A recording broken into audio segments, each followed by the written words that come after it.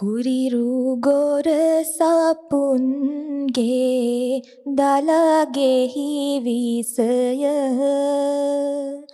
මදුරු මැසි කැලැන්ගේ තුඩගෙහි විසය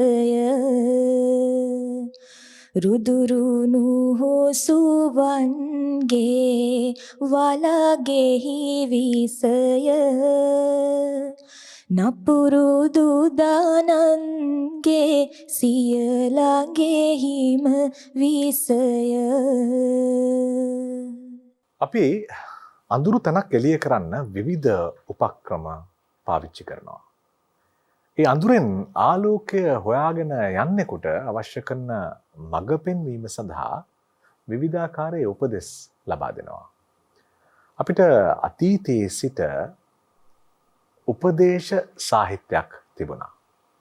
කෙනෙකු නිවැරදි දිශානතියට මාර්ගගත කරන්නට අවශ්‍ය කරන උපදෙස් ලබා දුන්නු උපදෙස් සාහිත්‍යය පිළිබඳව, උපදේශ සාහිත්‍යය පිළිබඳව විමර්ශනයක යෙදෙන්නයි අද ලිවිසැරි ප්‍රේමයේදී අපි බලාපොරොත්තු වෙන්නේ. ඒ සඳහා අපි තාම ගෞරවයෙන් ඇරයුම් කළා සම්මානිත මහාචාර්ය සුනන්ද මහේන්ද්‍රයන්ට ආයුබෝවන් ගෞතමනි. ඒ වගේම මහාචාර්ය ප්‍රණීත අබේසුන්දර සුලවතානන්ටත් ගෞරවයෙන් ආයුබෝවන් කියමින් අපි ආරම්භ කරන්නට බලාපොරොත්තු වෙනවා මේ උපදේශ සාහිත්‍ය කියලා කියන අදහස පැහැදිලි කර ගනිමින්ම මහාචාර්යතුමනි අපි කැමති ප්‍රවේශ කථනයක් ලබා ගන්න. මම හිතන්නේ මගේ කියවීමට අනුව නම් උපදේශය කියන්නේ මානව සංස්කෘතියේ මුල සිටම ලැබුණු මෙසේ කළහොත් ඉෂ්ටාර්ථ සිද්ධියක් සිද්ධ වේවි, මෙසේ නොකළහොත් කිසියම් අපහසුවකට පත්වේවි කියන sannivedana ඒ නිසා අපිට උගන්වනවා අපේ ගුරුවරු ගුරුහරුකම් දෙනවා මෙහෙම ඉගෙන ගන්න. ඉගෙන නොගත්තොත් ඔබට අවඩක් සිද්ධ වෙන්නට පුළුවන්. නුවණැත්තා අනුවණයා. යාවක ඊ타ත්ම අපූර්වට කියලා තියෙන්නේ බුදුන් වහන්සේ.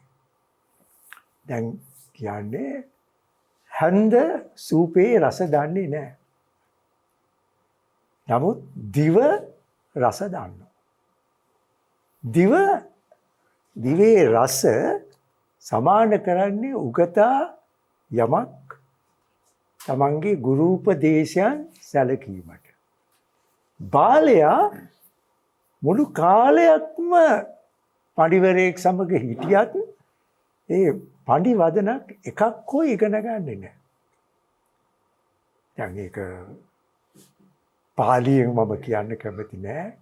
යාව ජීවම් පිචේ බාලු පණ්ඩිතම් පෛරුපාසති නසෝ ධම්මං විජානාති දබ්බී සූපරි හන්ද රස දන්නේ වාගේ.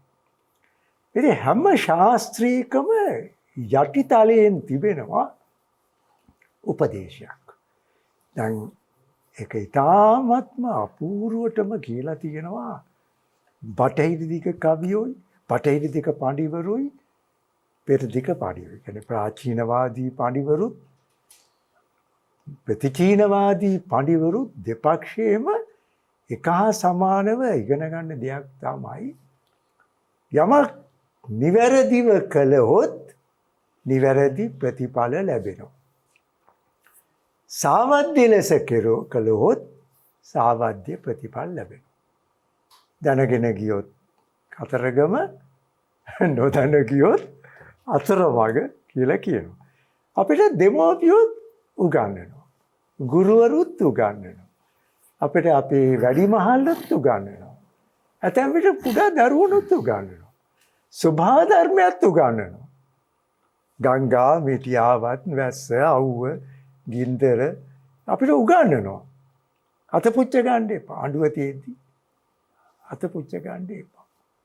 මිටියේ තියෙද්දි නිකන් අත තලා ගන්න එපා. කීයටත් තිබිද්දි කපන්න නිකන් දුක් විඳින්න එපා. ගසක් නගින්නට ඉගෙන ගන්න. ගහකට නගින්න බෑ කෙනෙකුට. කන්දක් නගින්නට බෑ. එවරස්ට් කන්ද තිබුණට, සිරිපාද කන්ද තිබුණට ඒ කන්දට නගින්න ඉගෙන ගන්න ඕනේ. ගස් තිබුණට සාගර 7ක් තිබුණත් පීනන්න ඉගෙන ගන්න නැත්නම් සප්ත සාගරේ ජය ගන්න බෑ. ඉතින් අපිට ඕක ආදි කාලේ ඉඳලම යම් යම් දේවල් කියා දෙනවා. මෙහෙම කරන්න. මෙහෙම නොකරන්න. මෙහෙම කළහොත් වැඩ සිද්ධ වෙනවා. එසේ නොකළහොත් අවඩක් සිද්ධ වෙනවා. ඉතින් ඕකට ආවා සිරිත් විරිත් ආවා. ඇදහිම් ආවා. විශ්වාස කරන්න බැරි විදියට මැලිනෝස්කි කියන පඬිවරයා මට වඩා හොඳට මහාචාර්ය ප්‍රණීතුක කියලා දී ප්‍රිමිටිව් සයිකොලොජි කියලා පොතක් ලිව්වා. ඒ පොතේ කියනවා මිනිස්සු අගයක් කිව්වලු ටැබූ කියලා මේ පොලිනේසියන් දූපත්වල. කලේ එපා. මේක කරන්න එපා කියන එක තමයි තහංචිය. තහංචිය උපදේශයක්. තහංචි ඉවත් කිරීම උපදේශ පිළිපැදීමට විරුද්ධ යන දෙයක්. ඉතින් මිනිස්සුන්ට කියලා දුන්නලු වැඩිමහල්ලු මෙහෙම කරන්න. එතකොට සලකන්න පටන් ගත්තා ස්වභාව ධර්මයාට මිනිස්සු. පෙරලා ස්වභාව ධර්මයක් මිනිසුන්ට ගරු කාණ්ඩ පටන් ගත්තා. දැන් බලන්න ගියම යටින් දුවන රැල්ල තමයි උපදේශය. ඉතින් මගේ කල්පනාව උපදේශයක් නොමැතිව කිසිම සත්‍යයකට පැවැත්මක් තිබෙනවාද කියලා ලොකු ප්‍රශ්නයක් තියෙනවා. මේ ප්‍රශ්නේ ජීව විද්‍යාඥයෝ අහනවා. ඉවක් නැත්නම් සතෙකුට සතාට මඟ හොයාගෙන යන්නට බෑ. මේ මඟ සොයාගෙන යන්නට උගන්වන්නේ ඒ සතාගේ වැඩිමහල්. මානවයාට තියෙනවා බුද්ධියක්. ඉතින් නිකමට කියනවා අපි instinct and intelligence කියලා. ආචාර්ය බානට් යා මානව විද්‍යාඥයෙක් ඒ වගේම වෛද්‍යවරයෙක් එතුමා කියනවා සතුන්ට තිරිසන් සතුන්ට කුරුල්ලන්ට එහෙම තියෙන්නේ ඉව instinct. නමුත් මිනිහාට තියෙනවා ඉව ඉක්ම වූ දැනුමක්. ඒ දැනුම නම් පරපුරෙන් පරපුරට ගෙනාපු දැනුම. ඒ ඉගෙනගත්තු දෙයක් උපදේශ තමයි දීලා තියෙන්නේ. පාරේ යන්නේ මෙහෙමයි. වනාන්තරේ යන්නේ මෙහෙමයි. අවි ආයුධ පාවිච්චි කරන්නේ මෙහෙමයි. වැඳුම් පිදුම් කරන්නේ මෙහෙමයි. යාතු කර්ම කරන්නේ මෙහෙමයි කියලා කියලා දෙනවා. අදත් අපිට අකුරු උගන්වනවා. අපි ඉගෙන ගන්නවා. ඒක බරපතල විෂයක් තමයි ලිටරසි කියලා එක දේ උගන්වන එක. සාක්ෂරතාව. ඉතින් මගේ කල්පනාව මේක දිගට කියාගෙන ගියොත් හැඳින්වීමකට වඩා දේශනාව බවට පත් වෙනවා. මේ හැඳින්වීම මම හිතන්නේ විකාශනය කරගන්න පුළුවන් විවිධාකාර පැතිවල.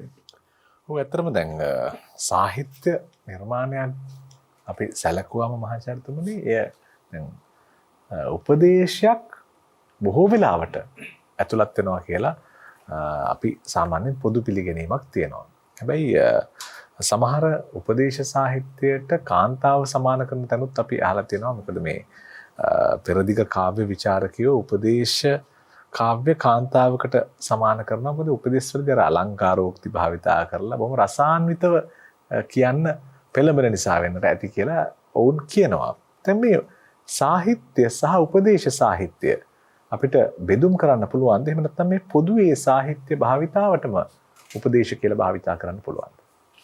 ආචාර්ය සුනන්ද මහේන්ද්‍රයන් පළ කළේ පොදුවේ සාහිත්‍ය ඇතුලේ මේ උපදේශයම නේද තියෙන්නේ කියලා. නමුත් අද වන විට නූතනයේ විවිධ ප්‍රවර්ගයන් වර්ගයන් බෙදලා ගද්‍ය පද්‍ය සාහිත්‍යයේ චම්පු සාහිත්‍ය ඇතුලේ තියෙනවා උපදේශ සාහිත්‍ය කියලා වෙනම ගොන්නක් මේ අඳුනාගෙන ඒ ගැන පරිේෂණ කරනවා, ලිපි ලියනවා, ඒ වගේන කියලා දෙනවා. නමුත් මට හිතන දෙයක් තියෙනවා. දැන් අපි විශ්වවිද්‍යාලවල අපිට කියනවානේ දැන් මෘදු කුසලතා වර්ධනය කරන්න කියලා. soft skills development program කියලා ලස්ස කෝටි ගාණක් වීදම් කරනවා. අපේ ජීවිතවල ගෙදර ඉඳලම අම්මයි තාත්තයි ගුරුවරුන් දෙගුරු දාම් පාසලේදී ආමුදුරුවෝ අපිට ගුරු මගතොටේ වැඩිහිටියෝ ගමේ හිටපු උදවිය එහෙමනේ එන්නේ මේ හැම කෙනෙක්ම අපට මේ පොඩි කාලේ ඉඳලා කරුණාවෙන් මෛත්‍රියෙන් ජීවත් වෙන හැටි වාඩි වෙන හැටි කතා බස් කරන හැටි ජලය භාවිත කරන හැටි දැන් මේ ලොකු ප්‍රශ්නයනේ ජලය භාවිත කිරීම බල ශක්තිය භාවිත කරන හැටි ඒවා කියලා දෙනවා පිඟාන ඉඳුල් දැන් බත් කාලේ ඉවරලා අපේ අම්මලා අපිට කිව්වා මේ පිඟානට අත හොදන්න එපා කියලා. ඒ වගේ දේවල් කියලා තියෙනවා. එතකොට මේ ඇඟිලි තුනෙන් කරන දේවල් කහ ලුණු ගන්න මේ හැම එකක්ම හරි වැදගත්. ඉන්න ඉරියව් වැසිකිලි කැසිකිලි භාවිතය ගැන හුඟා පොත් ලියවිලා තියෙනවා. දත්ම දින හැටි, කන් සුද්ධ කරගන්න හැටි, මේ මුළු ශරීරයම පිරිසිදු කරගන්න හැටි වගේම හිත පිරිසිදු කරගන්න හැටි, හැඟීම් පිරිසිදු කරගන්න හැටි. භික්ෂුන් වහන්සේලාට එනකොට ඔය කතාව සාමණේර බණ දහම් පොතේ තියෙනවා නේද? සාමණේර බණ දහම් පොතේ විශේෂයෙන් සේකියා කියලා කොටසක් තියෙනවා. විනය මේ පොඩි පොඩි දේ කුදු මහත් දේවල්. මේවා හැම එකක්ම අයිති අපි මේවා විශ්වවිද්‍යාල මට්ටමේදී ඔන්න සම්නර් මහත්තයා ෆෝක් වේස් කියලා පොතක් ලිව්වා කියලා අපි උගන්වනවා ඒකේ ජනචර්යාගේ. හැබැයි අපේ බුදුරජාණන් වහන්සේගේ ධර්මයේ සූත්‍ර මේවා පිරික්සන විට මේවා තියෙනවා. ගස් කොළන් විනාශ කරන්න එපා. බෝධි පූජා කියලා ලොකු සංකල්පයක් තියෙනවා. ඒ බෝධි පූජාවලදී මේ බෝගහට විතරක් නෙවෙයි වතුර පැන්වක් කරන්නේ අවට තියෙන සියලුම ගස් වලට පැන්වක් කරන්න ඕනේ. එතකොට මල්ලාසන සුද්ධ කරනකොට කූඹියෝ මකුළු ඉන්නවා සත්තු. ඒ සත්තු මරන්න නැතුව කොහොමද ගන්නෙ මේවා? දූවිලි ටික පරමල් ටික සුද්ධ කරන්න ඕනේ. අතුපතු ගන්න ඕනේ. අතු ගන්නකොට කොස්සෙන් ඉදලෙන් හිත එතන තියාගන්න ඕනේ. හිත දුවන්නේ නැතුව තියාගන්න එක පිළිබඳව කියනවා. එතකොට ටිබෙට් කියමන මගේ හිත ගත්ත කියමනක් තියෙනවා මේ හිත අශ්වේක් අසරුවා තමයි අශ්වයා පදින කෙනා තමයි හුස්ම කියලා කියනවා. ඕක දැන් ඇමරිකාව වගේ රටවල ඔබතුමා නිතරම කියනවානේ සතිමත් බව මයින්ඩ්ෆුල්නස් කියලා. මේ ඔක්කොම ඇතුලේ තියෙනවා. අරගෙන තියෙන්නේ ඔක්කොම මේ ජීවත් වීමේ කලාව ශිල්පය තමයි උගන්වන්නේ. ඒක හරියටම කරොත් ආපදාවක් නැතුව සබාදහමත් එක්ක එකඟව අපිට යන්න පුළුවන්. වරද්ද ගත්තොත් අපි වෙනසිලා යන්න පුළුවන්. අන්න ඒ වගේ කාරණා. ඒ නිසා උපදේශ සාහිත්‍ය කියලා වෙනම ගොඩක් ඇවිල්ලා තියෙනවා. හැබැයි අර පොදුවේ සාහිත්‍ය තුලම උපදේශය තියෙනවා. විශේෂයෙන්ම අනුරාධපුර යුගයේ ඉඳලා එන සාහිත්‍ය බැලුවම අපි හිතමු බුත්සරණ, අමාවතුර, පූජාවලිය ওই විදිහට බැලුවම ඒවා ආරම්භයේ ඉඳලම ජීවිතයේ සද්ධර්ම රත්නාවලිය, කවිවල පස්සේ කාලෙක හැම එකකම තියෙන්නේ නිවැරදිව සත්‍යවාදීව ජීවත් වෙන කලාව ශිල්පය. අනිත් එක වුමනා කෙරුවා මගේ කල්පනාව උගතුන්ට සිද්ධ වුණා නූගත් ජනයාට කියලා දෙන්න. මෙහෙ ඕම ඉන්න එපා නූගත් වෙලා ඉන්න එපා. දැන් අකුර කියලා කියන්නේ ඉස්කෝලේටනේ පාසලටනේ. පාසල් නොගිහින් හිටියොත් දරුවෙක් ගෙදර ඒ දරුවා අකුරු ඉගෙන ගන්නේ නැහැ. එතකොට කාටද පාඩුව? සමස්ත සමාජයටම පාඩු. ඉතින් ඒ නිසා අකුර නොදැන හැසිරෙන්න එපා ජීවිතේ. ඔබ පාසලකට යා යුතුයි. ගුරුවරයෙකුව සේවනය කර යුතුයි. දැන් අපි ගත්තොත් එහෙම ලෝකෝපකාරී රණස්ගල්ලා ආම්තුන්ගේ ඔක තියෙනවානේ. දෙගුරුන් විසින් තම දරුවන්ට දෙන නොමද දන නම් වියතුන් සභා මැද ඉන්ට එදිරිව සිල්පතුන වැයි. ඒක අපූරු කියමනක්න යටි තලයෙන් තියෙන. දෙගුරුන් විසින් තම දරුවන්ට දෙන නොමද දන. ඒ ධනේ නිකම් මේ බැංකුවක දාන සල්ලි නෙවේ. ධනස්කන්ධයක් ඥානස්කන්ධයක්. ඒ ඥානය කෙතරම්ද කිව්වොත් වියතුන් සභා මැද ඉණ්ඩයි දෙන්න. අපේ දරුවා හොඳට ඉගෙන ගන්නවා. ප්‍රතිඵලේ නම් දරුවා සමාජයේ පෙනී සිටිනවා අපූර්වට. තවත් දෙමව්පියෙක් කෙනා අපේ දරුවන්ට ඉගෙන ගන්න බැරුව ගියා. අපේ වැරද්ද මහත්තයෝ කියලා දිනවා. ડોක්ටර්ට කියනවා. ඒක තමයි මේ අපේ ප්‍රනීත් මහාචාර්යතුමා කියන්නේ. ඒක සමාජානුයෝජනය කියන යෙදුමක් තියෙනවා. ඉංග්‍රීසියෙන් කියන්නේ සෝෂලයිසේෂන්. මේ සමාජානුයෝජනය උපදෙස්. වෙන මොකුත් නෙමෙයි. යටිතලයෙන් කිව්වොත් ඉන්ස්ට්‍රක්ෂන්ස්. ඉන්ස්ට්‍රක්ෂන් මැනුවල්ස් තියෙනවා. අත්පොත් තියෙනවා. කන හැටි, බොන හැටි, ඉඳුම් මිටුම්, අඳින හැටි, අර කිව්වාගේ වැසිකිලි පාවිච්චි කිල්ල, කැසිකිලි පාවිච්චි කිල්ල. නිදා ගන්න හැටි. දැන් ගොරව නිදා ගන්නවා නම් ඉතින් මොකක් හරි අසනීපයක් තියෙනවා කියලා කියන්න පුළුවන්. දරු නැරවිල්ල කියන හැටි. දරු නැරවිල්ල කියන එක හරි අමාරුයිනේ කියලා දෙන්න. දෙමව්පියෝ පරම්පරාවෙන් පරම්පරට මේ දරු නැරවිලි අරන් එනවා. දැන් භාගදා මේක අහගෙන ඉන්න බලාගෙන ඉන්න අම්මා කෙනෙක් කියාවි අපේ දරුවෝ නම් නැලුණා දරු නැලවිලි නැතුව කියලා. ඒ කියන්නේ ඒතකොට සමාජය වෙනස් වෙලා.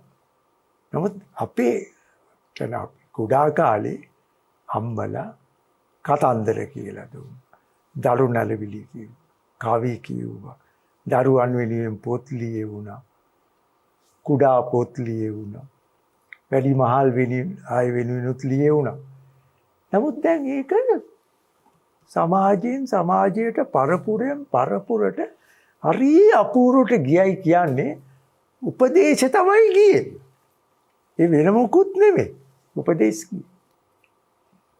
නරක උපදේශ උනත් යන්න පුළුවන්. ඔව්. නරක උපදේශ පිළිපන්නවා. අපේ තාත්තා මත්ද්‍රව්‍ය ගත්තා අපි ඉස්සරහ අපිට. වෙන අර්ථකින් කියනවා නම් අපිට උපදේශයක් දුන්නා උඹලත් බිව්වට කමන්නේ නැහැ. උඹලත් උන්නා.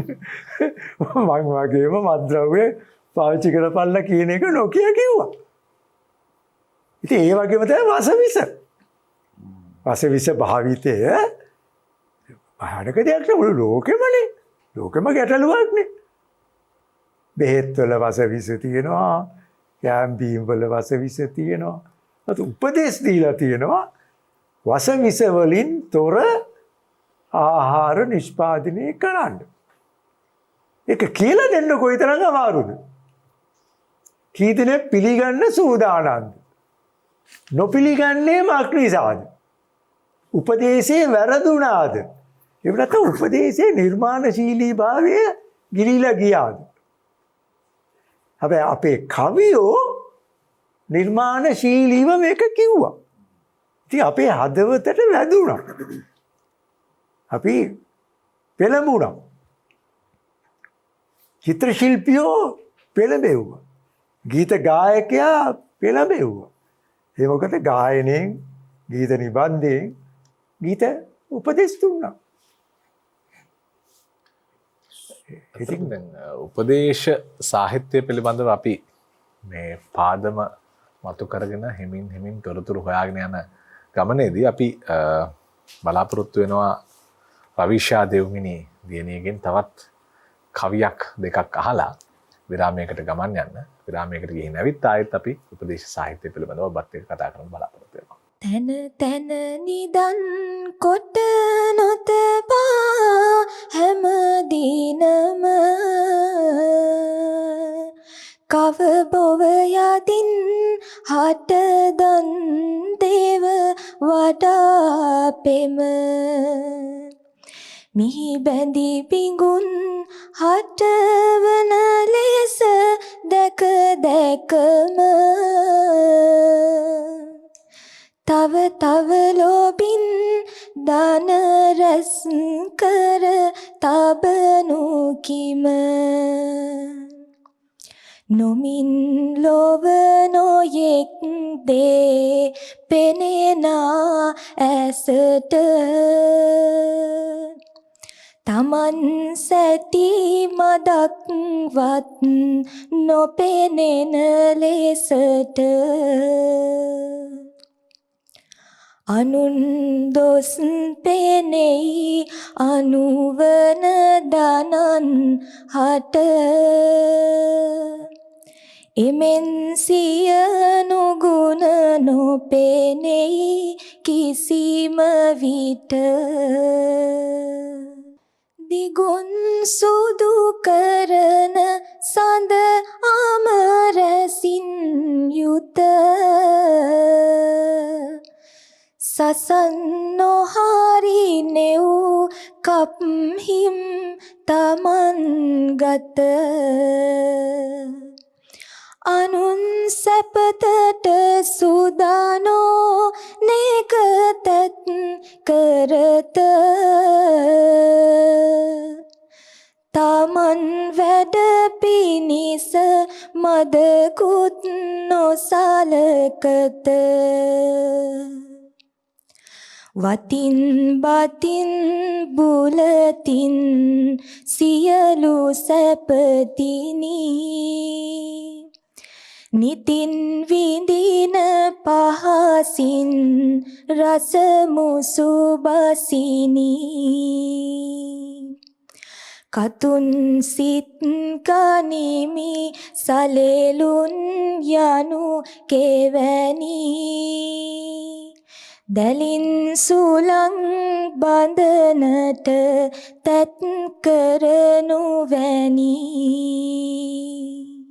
මිනිසා හදා රට හැදීම සහ තැනීම කාර්යද්වයක්. මේ කරුණු දෙක හැදීම කියන අර්ථයෙන් සංවර්ධනය කිරීම කියන අදහස අපට හොයාගන්න පුළුවන්. මිනිස්සු හදන්න, මිනිස්සු නිර්මාණය කරන්න, මිනිස්සු භෞතික ලෝකයේ දියුණුව හොයාගෙන යන ගමනේම මිනිසාගේ අධ්‍යාත්මික ගුණයක්, මිනිසාගේ ගුණයක් වර්ධනය කරන්න. මේ මිනිස්සු ඉහළට ගෙන යන්න අරමුණින් උපදෙස් ලබා දුන්නු පඬිවරුන්ගේ කාර්යභාරය. අපි ගැදි පැදි සාහිත්‍යයෙන් උපදෙස් ලබාගත් සාහිත්‍යයකින් ප්‍රමුදිත වෙලා ඒ සාහිත්‍ය මග දිගේ ගමන් යනකොට අපි අද දවසේදී ලිවිසැරි ප්‍රේමේදී උත්සාහ කරනවා උපදේශ සාහිත්‍ය යනු කුමක්දයි සොයාගන්න. ඒ සඳහා සම්මානිත මහාචාර්ය සුනන්ද මහේන්ද්‍රයන් ඒ වගේම මහාචාර්ය ප්‍රනීත් අබේසුන්දරයන් අපිත් එක්ක එකතු වෙලා ඉන්නවා. මම කැමති මහාචාර්ය ප්‍රනීත් අබේසුන්දර මහත්මයාගෙන් ආරම්භ කරන්න. දැන් සම්භාව්‍ය සාහිත්‍ය කෘතීන් තුල තියෙන උපදේශ කියන කොටසට අපි ගියොත් එහෙම අපිට මොන වගේ තොරතුරුද හොයාගන්න පුළුවන්? අපි දැන් බුදු පියාණන් වහන්සේ පස්වග මහණුන්ට ධම්මචක්කප්පවත්තන සූත්‍රය දේශනා කරානේ. එහි ඊට වැදගත් වචන තුනක් අපිට හමු වෙනවා. සුනාත ධාරේත චරාත ධම්මේ කියලා. මම හිතන්නේ ලෝකේ විවිධ දේශකයින් ආගමික වක්තෘවරුන් හැම කෙනෙක්ම කිව්වා දේශනා කරා එක්ක දෙවියන් වහන්සේගේ පණිවිඩය නැත්නම් කතන්දර මගින් කියද්දී අභිරමණීය විදියට කිව්වා කණෙන් අපි ඇහුවේ. බහුශ්‍රුත කියලා වචනයක් නිතර පාවිච්චි කරනවා. සුනන්ද සර් නිතරම කියනවා මහාචාර්යතුමා මහාචාර්ය සරච්චන්ද්‍රගේ මුවේ තිබුණලු බහුශ්‍රුත අල්පශ්‍රුත කියලා වචන දෙකක් තිබුණා. අල්පශ්‍රුත කියන්නේ ටිකයි අහලා තින්නේ. එතකොට ජීවිතේ පටු වෙලා තියෙනවා. අපේ මුළු සාහිත්‍යම වංශයම ගත්තොත් මේ අධ්‍යයනය කළා ගද්දයෙන් පද්‍යයෙන් බුදු සිරිත බෝසත් සිරිත කීවේ. ඒ කියන්නේ ප්‍රචාරයක් අලෙවිකරණයකට නෙමෙයි. බුදුන් වහන්සේ වැනි මහා ශ්‍රේෂ්ඨ උත්තමයන් වහන්සේලාගේ ජීවිතවලින් පොදු ජනතාවගේ ජීවිතයට ගත හැකි මහඟු ආදර්ශ පිටිවහලා තියෙනවා. ඒක කියලා දෙනවා. බොරු වලවල් වල නොවැටි වංචාවට ගොදුරු නොවි කොහොමද ජීවත් වෙන්නේ? මොකද දුර්ජන භාවය නොහොමිනාකම් හරියට අහස වගේ කියලා එක උපමාවක තියෙනවා. එතකොට මේ අහස අපිට අල්ලන්න බෑ. අප ඒක ගැන කල්පනා කරනකොට ක්‍රෝධයක් ඇති වෙනවා. තරහ, කලකිරීම, හිස්කම් ඒවා පළක් නැහැ. අප තුළ ඇතිවන ක්‍රෝධය මරා දමන්න ඕනේ. දුර්ජනයන් මරන්න ගිහිල්ලා අපි වැඩක් නැති දෙයක් කරන්නේ. එතකොට හොඳට අහගන්න ඕනේ. අහන්න නම් මනරම් ලෙස කියන්න ඕනේ. කතන්දරේ හරි දැන් මේ හුඟක් කාලෙකින් රසවත්ව මේ පද්‍ය ගායනා ඇහුවා. අපි පාසල් වලට ගිහිල්ලා කලා උළෙලවල් වලදී ඉස්සර දැන් කාලේ නැහැනේ මේ වගේ දේවල්. කවියක් ගයන්න කියලා කිව්වොත් මුග දෙනෙකුට අපේ කවියක් පද්‍යයක් ගායනා කරන්න බෑ. ශබ්දාලංකාරයෙන්, ශබ්ද රසයෙන්, ශබ්ද ධ්වනියෙන් මේ නාදයෙන් විශාල මෙහෙවරක් කරනවා අපේ ජන සංස්කෘතිය තුළ. මං හිතන්නේ මට වඩා හොඳට මහාචාර්යතුමා පැහැදිලි කරයි. රසවත්ව ඒ අර්ථ ගෙනල්ලා දුන්නා. මිනිස්සු කැමති ඒ රසයට අහගෙන ඉන්න. ඒ අහගෙන ඉන්නකොට දෙනවා ජීවත් වීම මෙහෙමයි වෙන්න ඕනේ කියලා. නොබිනාකම් කරන්න එපා. අනිත් අයට රිද්දන්න එපා. තමන් මං විතරක් නොවේ ලෝකේ ඉන්නේ. අපි ඔක්කොම හැමෝමලා ඉන්නවා. සතා සීපාව ඉන්නවා. අපා දෙපා සිව්පා බහුපා කියලා වචන තියෙනවනේ. දැන් අපි දෙපා සතුන්. අපිට විතරයි බුද්ධිය මොලේ පරිකල්පන ශක්තිය ඔක්කොම තියෙන්නේ. ඉතින් මේවා ගැන කියලා දුන්නා අපේ අර අමාවතුර බුත්සරණ සද්ධර්ම රත්නාවලිය වගේ පොතක් ධර්මසේන හාමුදුරුවෝ පොදු ජනයාගේ බසින් ලියලා ලස්සනට කියලා දුන්න මේක ඇතුලේ. පූජාවලිය බුත්සරණ අමාවතුර ඊට වඩා වෙනත් බසක්. හැබැයි ඇතුලේ තියෙනවා මේ අවශ්‍ය කරන ඔබ පැවසූ දේ. ගී ඊට පස්සේ සිව්පද සාහිත්‍ය සංදේශවලට එනකොට තියෙනවා. මේ සියලු දේ අතරේ අපිට ඉන්දියාවෙන් ಭಾರತයෙන් ලැබුණා සංස්කෘත භාෂාවෙන් ලියවුණු පොත් වගේක්. ඒවා සිංහලයට නගලා තියෙනවා. දකුණු ඉන්දියාවෙන් දෙමළ භාෂාවෙන් ලියවුණු ඒවා සංස්කෘත භාෂාවෙන් ලියවුණු. ඒ සියලු දේ අතරේ පාලියෙන් ලැබෙන සද්ධම්මෝපායිනී ධම්මපදය. නිතරම මෙතුමා ධම්මපදයේ සිහිපත් කරනවා. ධම්මපදය කියවනවා නම් නිරන්තරයෙන් අපේ ජීවිතයේ බොහෝ ගැටලු අභියෝගවලට උත්තරයක් පිළිතුරක් සොයාගෙන සැනසීමක් ලබන්න පුළුවන් වෙනවා. මම දැකලා තියෙනවා ඉන්දියාවේ ඉගෙන ගන්නකොට මේ කෝවිල් මන්දිරවල උදේ පාන්දරට මහා භාරත රාමායන භගවත් ගීතා පාඨ කියනවා. කිතුණු සංස්කෘතිය තුල පල්ලියේ ස්වාමිලා ඉරිදා දිනේ උදේට බයිබල් පාඨ කියනවා. එතකොට ඒ වයින් උපුටල දක්වනවා. මුසල්මාන සංස්කෘතියේ ජනයා අල්ලා දෙවියන් වහන්සේගේ දේවල් කියනවා සුද්ධ කුරාණෙන් අරගෙන. සීක්වරුන් කියන හැම ආගමක දේවල් වලින්ම ඔවා කියන. එතකොට අපිට හම්බුණා ශතක පොත් කියලා જાතියක්. ඒවා ගැන විස්තර තව කියාවි. සූර්ය ශතක, ප්‍රත්‍ය ශතක, ව්‍යාසකාරය, සුභාෂිත රත්න භාණ්ඩාගාරය වගේ පොත්. ඒවා පරිවර්තනය වෙවි ආවා. ඒ ආපු ඒවා අතරේ තිරුකුරල් කියලා පොතක් තියෙනවා.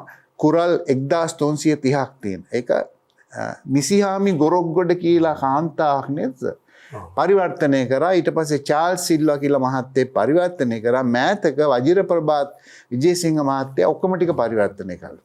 මේවා කියවද්දී හිතා ගන්න බැරි ඥාන සම්භාරයක් තියෙනවා. ඒ ඥාන සම්භාරයෙන් ගොඩනගන්නේ අපේ සංස්කෘතියේ බොහෝ තැන්වල උපදෙස් දීලා තියෙනවා යතිවරුන් වහන්සේලා, භික්ෂුන් වහන්සේලා අතේ තමයි මේ தත්ත්වය තිබුණේ. සූර, වීර, ධීර කියලා වචන තුනක්. සූර, වීර, ධීර. සූර කියන්නේ කුදු මහත් කටයුත්තේ කුරුබූටිකම. ඕනම දෙයක් කරන්න පුළුවන්. පොඩි පොඩි දේවල්, ලොකු දේවල්. දැන් ඉන්න අයට ඉඳි කට්ටක්කට නූලක් දාන්න කිව්වොත් වෙවුලනවා. ඉනිමගේ නැගලා පීල්ලේ තියෙන කුණු ටික සුද්ධ කරන්න කිව්වොත් වෙවුලනවා. නැග ගන්න බෑ. අපි දැකලා තියෙන වයසක ආච්චි අම්මලා කෙක්කෙන් පොලොස් ගෙඩි කඩනවා. අනිත් ගෙඩි නොඇටි. ඒ හුරු බුහුටිකම නැතුව ගියා. ඇයි ඒ? වීර කියන්නේ බය නැතුව අපි ජීවිතේට මුහුණ දෙන්න ඕනේ. ඒකට උපදෙස් අවශ්‍ය වෙනවා. මෙහෙම කරන්න. විභාගය අසමත් වෙනකොට සියදිවි විනාසා ගන්න එක නෙමෙයි උත්තරේ. නැවත පාඩම් කරලා ඒකට පෙනී සිටින එක. ධීර කියලා කියන්නේ ප්‍රඥාවන්තකම. නුවණ දල්ව ගන්න ඕනේ. අපේ සංස්කෘතිය අපිට හැම වෙලාවෙම සුභාෂිතේ ඉඳලා උගන්වන්නේ ප්‍රඥාවට බුද්ධිය එන්නේ ඉස්සෙල්ලා බුද්ධියෙන් එහා ගිය දාන්න ප්‍රඥාව කියන්නේ ගුණ ධර්ම අවශ්‍යයි. අන්නේ ගුණ ධර්ම ටිකත් පෝෂණය වෙලා ශ්‍රද්ධාව විනීතකමත් එක්ක නුවණ දල්ව ගත්තොත් එතන සූර වීර ධීර ලෝකෙට හොඳ මිනිස්සෙක් හොඳ පුරවැසියෙක් බිහි වෙනවා. දැන් අපේ සම්භාව්‍ය සාහිත්‍ය දැන් අමාවතුර බුත්සරණ දහම් සරණ, සංඝ සරණ, සද්ධර්ම රත්නාවලිය, පූජාවලිය, සද්ධර්ම අලංකාරය, සද්ධර්ම රත්නාකරේ මේ ආදී වූ පොත් පෙළක් මහාචාර්යතුමන් කිව්වා. දැන් අපි ජන උපදේශ සාහිත්‍ය අපි මුලින්ම ඇහුවා කෙලියට කඩක් සංගවා අහලුවෙකුගෙන එලිකොට නැවත දුන් මිනිසෙකුට එකෙකිනේ විලිවැස්මක් නොලැබිනි දෙව් උනත් අනේ කෙලියටවත් නොකරව සොරකමක් අනේ. කියන්නේ මේ හොරකම් කරන්න එපා කියලා මේ යාළුවෙක් එක්ක සෙල්ලමටවත් හොරකම් කරන්න එපා කියලා මේ ජනතාව ජන සාහිත්‍යයෙන් උපදෙස් දුන්නා. අපි ජන සාහිත්‍යයේ උපදෙස් සටහන් ගමුද කියමු. ඇත්තටම ලොකුම ප්‍රශ්නේ තියෙන්නේ උපදේශයෙන් තොරව සාහිත්‍යයක් පවතීද කියන සංකල්පයක් තියෙනවා. පවතින්නේ නැහැ. දැන් අයියා කියනවා මල්ලිට මල්ලියේ ඔහොම නොකරන් අපේ අම්මාට දෙතනේ කිරි දුන්නේත් අපි දෙන්නාට. තියෙන දෙයක් දෙන්නේත් අපි දෙන්නාට. බුදුන් වදින ලෙස වැඳපන් අම්මාට. එතකොට ඒ විතර නෙමෙයි කියන්නේ. පුතා යනවා අම්මට අම්මගෙන් ගම ගෙදෙට්ට. අම්මා එනවා පුතාගේ ගෙදෙට්ට. අම්මා දෙන්න අතර ඇති වෙනවා සංවාදය. මොකක්ද ඇති වෙන සංවාදය? මැනලාද පුතේ කිරි දුන්නේ මම නුඹට. මැනලා වී ටිකක් දුන්නයි මල්ලකට පුතා අම්මට. බඩගිනි වෙලා මා ගිය කල පුතුගේ ගෙට. මැනලා වී ටිකක් දුන්නයි මල්ලකට. ගන්දෝ නොගන්දෝ කියලා සිතුනේ මට. මැනලාද පුතේ නොදැනුවත්වම වගේ නිර්මාණශීලී භවෙන් යුක්තව අම්මට ආදරය ඇති වෙනවානේ. එතකොට ඒක උපදේශයක් යටින් දුවන්නේ. උපදේශ කියලා කිව්වේ නැහැ. නිකන් උඩිනුත් කියන්න පුළුවන්. ඕනනම් නිර්මාණශීලීවත් කියන්න පුළුවන්. මම හිතන විදිහට ඉතාමත්ම අපූර්වට ඉගෙන ගත්තොත් වැඩක් වෙයි කියලා මුළු සමාජයටම උගන්වපු කෙනෙක් තමයි මුනිදාස කුමාරතුංග මහත්මයා. එතුමා ඔය පොත් ඔක්කොම කියවලා තියෙනවා.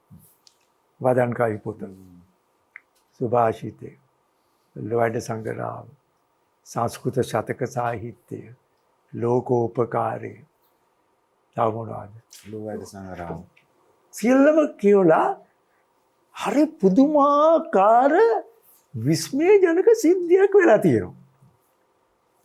එතුමා ලිව්ව පුංචි පොතක් අකුරු සැහැල්ල කියලා. මේ අකුරු සැහැල්ලේ තියෙනවා කවි 15ක්. ඉතාමත්ම පුංචි කවි. මම මේක ඒ අකුරු සැහැල්ලේ කවි අකුරු මහිමේ කියන එක කියවලා ටික කාලයක් ගියාට පස්සේ මට මේ යුනෙස්කෝ ලර්නින් චාර්ටර් එක හම්බ වුණා. ආචාර්යතුමා පුදුමයට විස්මයට පත් වෙයි. අජර මහත්තයා පුදුමයට පත් වෙයි. කවදාවත් මුනිදාස කුමාරතුංග මහත්මයා යුනෙස්කෝ චාර්ටර් එක කියවපු කෙනෙක් නෙවෙයි. යුනෙස්කෝ චාර්ටර් එක ලියපු කෙනා මුනිදාස කුමාරතුංග කියවන්න දන්නේ නැහැ. කොහොමද දන්නවද කියන්නේ? අපේ ගායිකාව ඔක හොඳට අපූර්වට කියයි. දැන් හඬ නගලා කියලා තියෙනවා අභ්‍යාස විද්‍යාලවලදී ගුරුවරුන්ට නුවණ ලබා දෙන දෙවියෝ අකුරියෙන් නොවනු වියෝ. ඒ අකුරු මනවින් සෙවියෝ. මුළු ලෝකය සලකන දේ කමිය වෙනවා. බිත්තිවල ගහලා තියෙනවා. ඔබ සමහරට ආස ඇති අහන්න මට හොඳ වෙලාවට මේ ඒකේ ඡායා පිටපතක් ලැබුණා. මම වගේ තිබිලා අකුරු සෑල්ල හෙව්වා මෙතෙන්ට ගේන්න. ඒක හොයාගන්න අමාරු වුණා. මගේ තියෙන සාක්ෂරතාවයේ දුබලතාවය විතරක්ද කිව්වොත් කොතෙන්ද දැම්මේ කියලා මතක නෑ. නමුත් මේ පොත වෙනද පොලේ ඇති අකුරු සෑල්ල ඒකේ අකුරු මහිමේ කියන එකේ මෙන්න මෙහෙම කවි දෙක තුනක් අපි නිකමට කියවලා බලමු. ඊට පස්සේ මම ආරාධනා කරනවා කෙනෙකුට අතිශය පැරණි අතිශය නූතන මුනිදාස කුමාරතුංග මහත්මයා හිටියේ 1887 සිට 1944 දක්වා. ඉතා කෙටි කාලයක්. නමුත් මේ කෙටි කාලෙදී ලියපු මේ අකුරු සැහැල්ල සම්පූර්ණයෙන්ම උපදේශ. හැබැයි උපදේශ දෙන්නේ නිර්මාණශීලී අන්දමට. අහලා බලන්න කැමතිද? හොඳ අපි යමු රවීෂා ගාවට. රවීෂා දෙව්මිනි අපිට ගායනා කරයි කවි කීපයක්.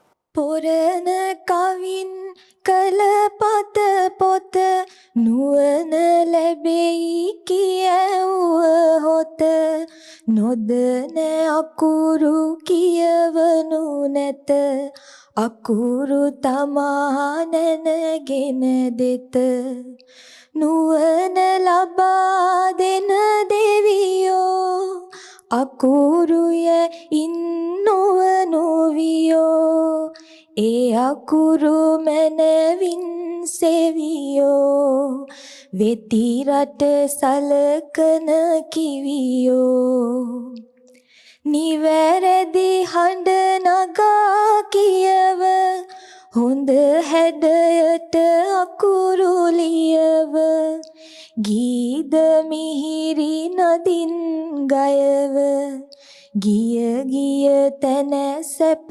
සපයව පුරුදු නොකළ හොත් දින දින නිසි පල නොලැබෙයි අකුරින ආදරයෙන් බැතින්නේන අකුරු පුරුදු කියනු නිතින පළමුව ඔබගේ සැලකිලි ලැබුණොත් අකුරට නොපැකිලි දෙවනුව අකුරේ සැලකිලි ලැබේ දුක් වී වැළකිලි අකුරු ඔබට ආහාර සොයා ඔබ නම රට පුරා තියා මෙලොව එලොව වැඩ සපයා සලසයි සෑම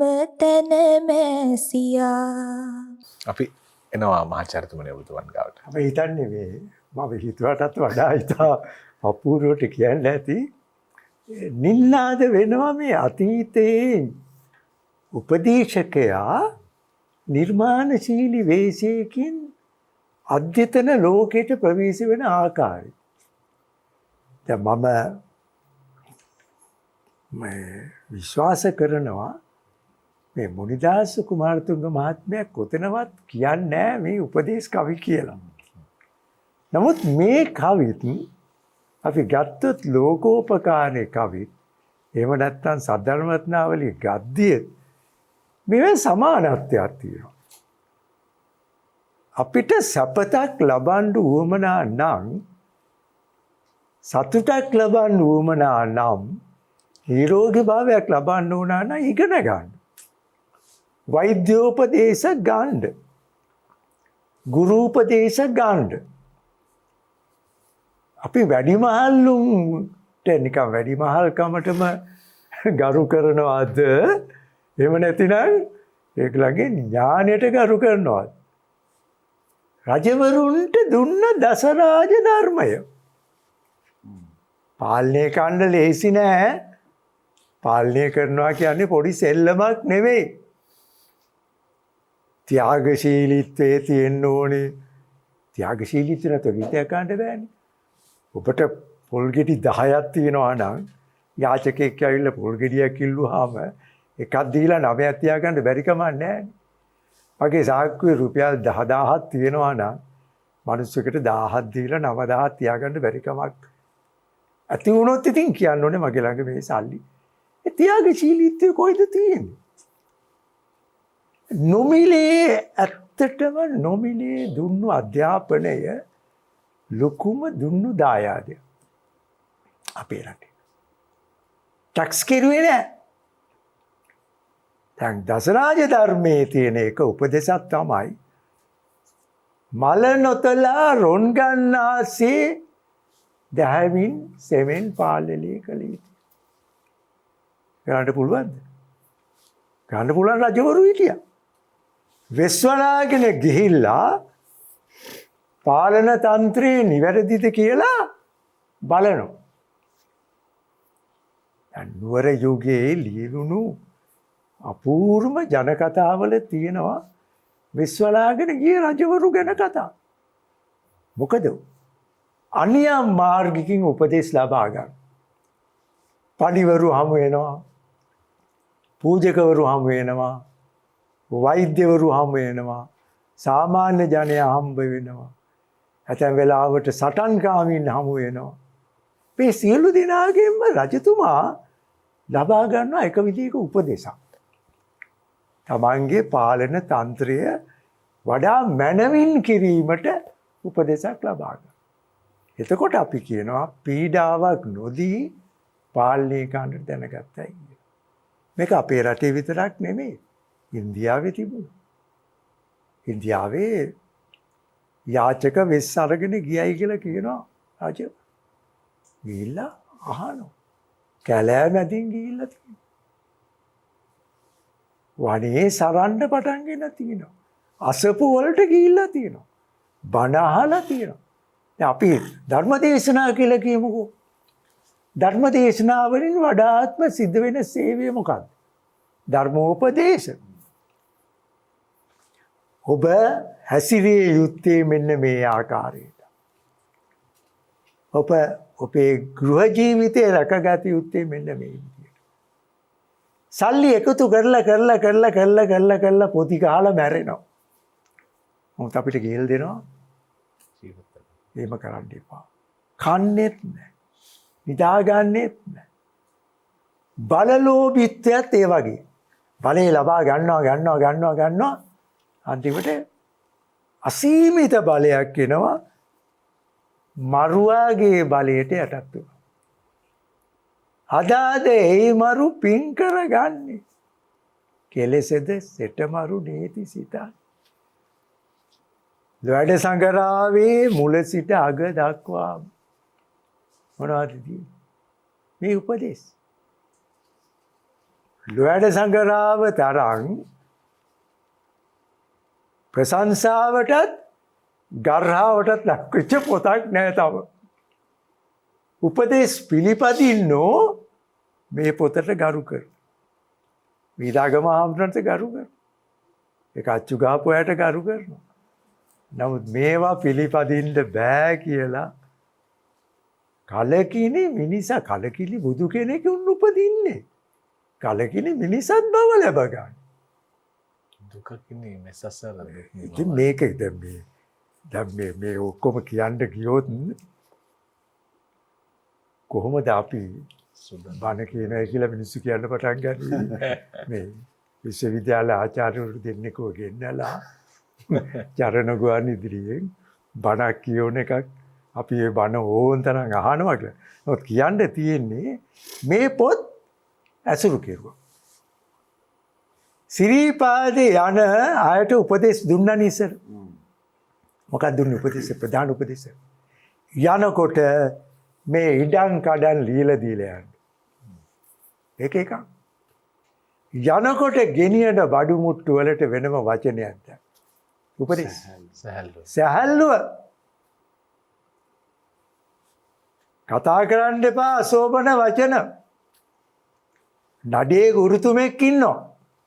නඩේ ගුරාට එකඟ වෙන්න. එයා තමයි අපේ తాවකාලික නායකයා. දානමානාදී පින්කම් කරන්න. සිරිපාදයට යන්න. සීත ගගුලෙන් නාගන්න. හරි. ඒ විතරක්ද? ස්වභාව ධර්මය සමග මිශ්‍ර වෙන්න. සැප සනීප ඔබට ලැබේ. හැකිතාක් මස් මාංශ වලින් පුළුවන් නම් මුළුමනින්ම ඉවත් වෙන්න. මස් මාංශ කියන්නේ සමහරු හිතනවා ශරීරයට ඕනේ කියලා. නමුත් වන්දනා ගමන් වලදී මස් මාංශ භක්ෂණය අතරින්. එපමණක් නෙමෙයි. කෙතරම් සීතල තිබුණත් මත්පැන් බිව්වේ නැහැ. කෝපි ටිකක් තේ ටිකක් අග්ගල ගෙඩිය. අග්ගල ගෙඩිය. ජම්බිරිස් දාපු අග්ගල. ඕන කෑවනේ. අග්ගල කණ්ඩ ඕන පුතේ. එලේ නගින්න ඕන පුතේ කියන එක කොහොමද කිව්වේ? අග්ගල කණ්ඩ ඕන පුතේ. එලේ නගින්න ඕන පුතේ. එලේ නගින්න ඕන පුතේ. අග්ගල කණ්ඩ ඕන පුතේ. ඒ අග්ගල ගෙඩියක් කාලයම තියනවාද? කෑවොත් වෙන්නේ නිකන් පොඩි දිවට දැනෙනවා සීතල නැති වෙනවා. ඒ වෙනුවට වෙන දියර වර්ගයක් දැන් ගෙනියනවා. ඒක ගෙනියන්නේ සංගවගෙන ෆ්ලාස්ක් වල දාගෙන. ඉතින් බොනවා ටික ටික. නමුත් තේ කෝපි ඒ වගේ දේවල් තමයි දීන්නේ. ඉතින් මේ සියල්ලෙම කියවෙන අර්ථය මොකක්ද? පරම අර්ථය නම් එක විදිහක ගුරු උපදේශ අතාරින්න. කරුණාකර අතාරින්න කියන වචන කියන්නේ උගන්වන්නේ අතාරින්න. මේ මෑතකදී අභාව ප්‍රාප්ත වුණා තිත්ඤ්ඤාථාන් කියන ආමුදුරු. අවුරුදු 98ක් ආයු බලඳා නේද? වියට්නාම්.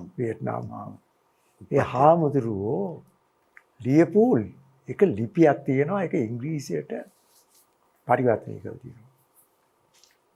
වියට්නාම් භාෂාවෙන් කොහොමද කියනවද දන්නේ නැහැ. ඉංග්‍රීසියෙන් දාලා තියෙන්නේ letting off. The philosophy of letting off. යමක් අත්හැරීමේ දර්ශනය. මට වැඩි දේවල් මම ටිකක් දෙනවා. එතකොට හිතට සන්තෝෂ වෙනවා. මම එකතු කරගත්ත බව ඇත්ත. අපේ ගෙදර පොත් හුඟක් තියෙනවා. එකතු කෙරුවා ජීවිත කාලයක්ම. නමුත් මට වැඩි තියෙන පොත් දෙන්න පුළුවන්. පුස්තකාල වලට දෙන්න පුළුවන්. දරුවන්ට දෙන්න පුළුවන්. අවශ්‍යතාව තියෙන අයට දෙන්න පුළුවන්.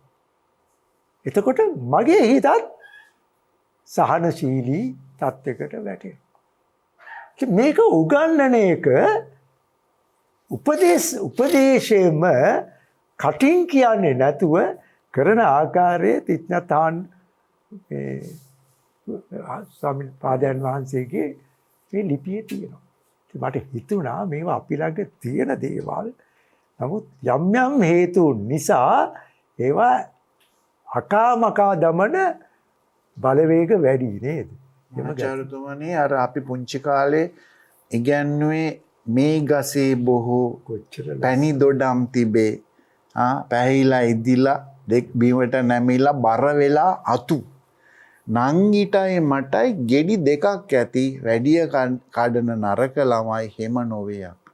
මේ කවිය මේ ළමා ගායනය මොනතරම් පාඩමක් ලෝකෙට උගන්වලා තියෙනවද? අර නේ ෂෙයාරින් කියන්නේ බෙදා හදා ගැනීම.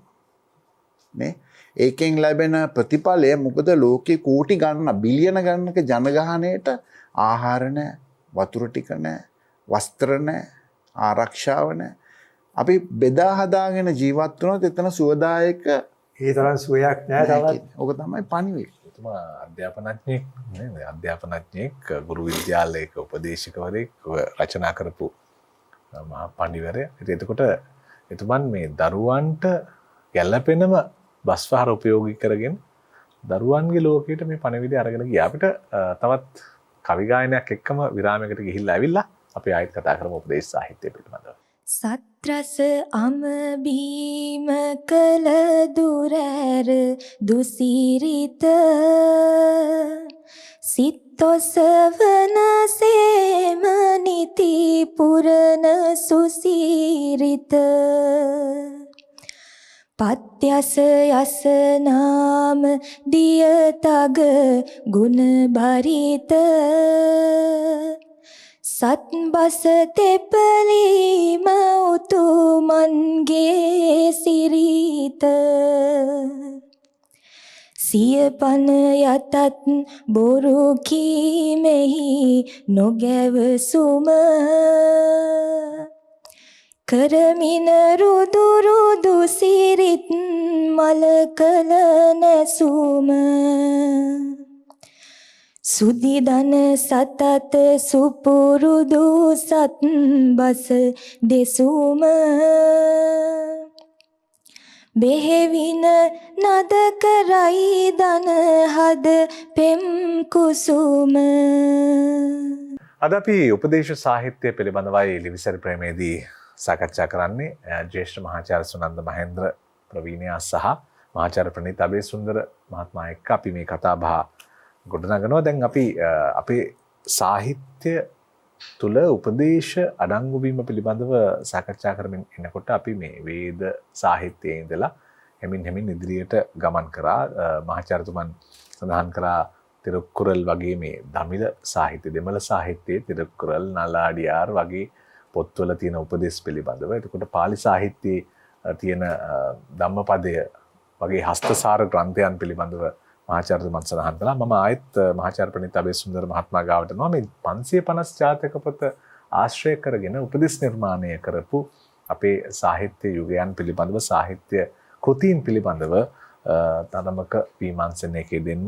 දැන් ජාතක කාව්‍ය සිංහල උපදේශ මාලාවන් බවට පත් කරන්නට පෙළඹුණු ආකාරය දැන් මෝදෙව් දාවත, සසදාවත වගේ අපි අල්ල දෙන මේ කාව්‍ය ශේඛරය වගේ කෘති වඩාත් ජනතාවට සමීප වුණා කියන අදහස සහ සුභාෂිතය වගේ කාව්‍යයන් වලට ගමන් කරන්න අපිට මේ මොහොත උදව් කරගන්න පුළුවන්. මේ පිළිබඳව මාටි වික්‍රමසිංහ වියතානන් ජී.බී. සේනානායකයන් නිරන්තරයෙන් මහාචාර්ය සුනන්ද මහේන්ද්‍රයන් මතක් කරනවා. ඒ මට තේරෙන විදිහට අපේ අධ්‍යාපන මාර්ගයේ විශ්වවිද්‍යාල වලින් පවා මේවා ඉවත් වෙලා තියෙනවා. ඒ නිසා අපේ ජීවිතවල ලොකු අඩුවක් තියෙනවා. පුංචි කාලේ ඉඳලා දරුවන්ට කියලා දෙන්න ඕන. දැන් කෞසිලිමින වගේ පොතක් ගත්තම ලස්සන දෙයක් තියෙනවා. දැන් අපේ රටේ නිතරම තියෙන දෙයක් තමයි අනිත් එක්කෙනාගේ දෝෂ දකිනවා. තමන් අතත් ඒ බඳු දෝෂ තියෙනවා, අඩුපාඩු ප්‍රමාද දෝෂ වෙනවා කියලා හිතන්නේ නැතුව විවේචනම කරනවා. දොස්ම දකිනවා. තමා වරදස නොදිස්නේ මෙරමා දොස්ම දිස්නේ.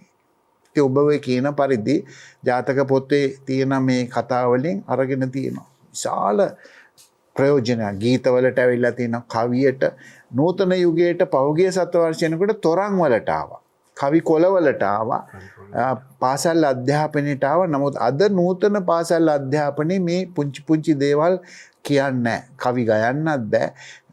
හුඟක් කතා තියෙනවා, අපිට වෙලාව මදි ඇත්තටම කියන්න.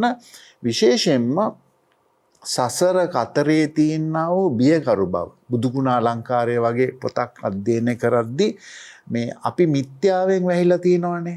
මේ මිසුදුටු බව, මේ අවිද්‍යාත්මක දේවල් වලින් විද්‍යාත්මක සම්‍යක් දර්ශනයකට පැමිණෙන්නේ කෙසේද කියලා මුගක් උපදෙස් දීලා තියෙනවා නේද? මේ තිමිරය, මේ මෝහය කියන මෝඩකම්නේ කරන්නේ අපි ජීවිතේ පුරාම.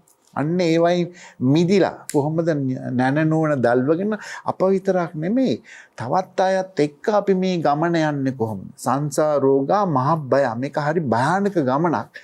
මේ ඒවා ගැන කියලා දීලා තියෙනවා. ඒ දැන් හුඟක් අය මේකට බය නැහැ. පව් කරන්න හිරිකිතයක් නැහැ. මේ දේව ධර්ම දෙකක් තියෙනවානේ. ඒ දේව ධර්ම දෙක අපි සමාජ විද්‍යාවේ, මානව විද්‍යාවේදී, සංස්කෘතික අධ්‍යයනවලදී ගන්නවා ලැජ්ජ බය, හිරි උත්ප්පිය කියන ලෝකපාලක ධර්ම දෙකක්. මේ දෙක තියෙන මිනිස්සයා නපුරු වැඩ, නරක වැඩ කරන්නේ නැහැ. අන්න ඒකයි අපේ වෙද මහත්තුරු පරණ කාලේ හිටපු උදවිය ගහකින් පොත්තක් ගලවනවා නම් ගහට වැඳලා ඒකට වෙනම මැටි වලින් හදාගත් ඖෂධ වලින් මේ ඒ තලපයක් වගේ ගාලා මේ කියන්නේ ජීවිත බේරගන්න තමයි මේ පොතු ගලවන්නේ. ගහක් කපනවා නම් තව ගස් 5ක් 6ක් ඉන්දෙව්වා. එතකොට හානියක් වෙන්නේ. ඒවා ඔක්කොම කියලා දුන්නා ජාතක කතා පොතේ. පරිසරය අඳුනා ගන්නට. දැන් අපි දුන්නොත් තමන්ගේ අවට තියෙන ගස් කොළන් වල ලයිස්තුවක් හදන්න කියලා දැන් ඉන්න පරපුරේ බොහෝ දෙනෙකුට ඒක කරගන්න බෑ. අල වර්ග, පලා වර්ග, වනමල් අඳුරගන්නේ නැහැ. අපි මේ ඊටම සුලභ දේවල්. ඉතින් අපේ ජීවිතවලින් මොකද්ද ලොකු කඩන් වැටීමක් තියෙනවා. ලෝක ස්වභාවය වෙන්න ඇති. එතකොට මේ පෞල් ජීවිතේ ඉතා වැදගත් වෙනවා. පෞල් ජීවිතය ගැන ජාතක කතා පොතේ බොහෝ කාරණා තියෙනවා.